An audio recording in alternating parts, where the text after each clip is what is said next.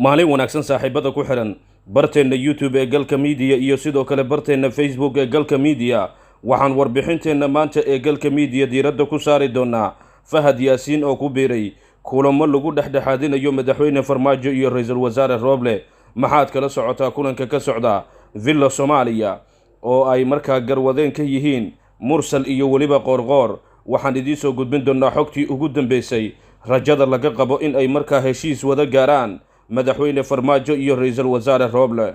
wararkii ugu dambeeyay ayay markaa xilligan soo gaaraya Galka Media waxa ay sheegayaan in Fahad Yaasiin ay suurtagal tahay marba haddii uu si toos ah ugu biiray kulamadaasi in xal laga gaaro khilaafka u dhaxeeya madaxweyne Farmaajo iyo ra'iisul wasaare Roble.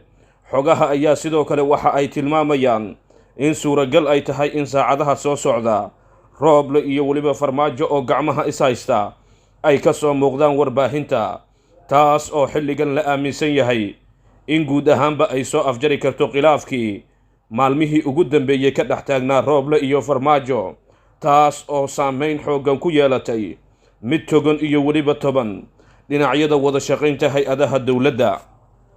xogta ayaa sidoo kale waxa ay markaasi sheegaysaa in isfaham waara laga gaaro xilligan kulanka Fahad Yaasiin uu qaybta ka yahay kiiska Ikraan Tahliil. Roblena uu ku qanco warbixinta uu markaasi Fahad ka horjeedin doono dhinacaasi. hase yeeshee madaxweyne Farmaajo ayaa dhinacyo badan xilligan wax ka fiiriyey, waxa uuna markaasi ka dabcay go'aanadii uu horey uga taagnaa marka loo fiiriyo arrinta khilaafka kala dhexaysa ra'iisul wasaare Roble. Qorqor iyo Mursal ayaa dhankooda rucro orodkii ugu dambeeyay ugu jira sidii dhinacyadan xilligan xiisadooda markaa ay u soo afjari lahaayeen.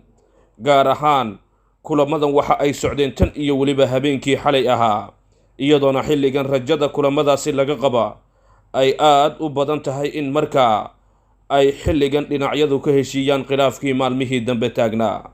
haddaba daawade, maxay kula tahay xilligan fikirkaaga marba haddii uu Fahad ku biiray kulamadaasi?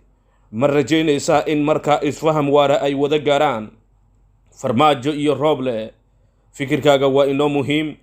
qaybta hoose ee commentiga nagula wadaag, warbixintana u sii sheergaray saaxiibadaada kale. mar kale waxaan idinka codsanaynaa inaad rukumataan barteena YouTube ee Galka Media, sidoo kale like iyo follow aad tiraahdaan page-keena Facebook ee Galka Media. mahadsanidin.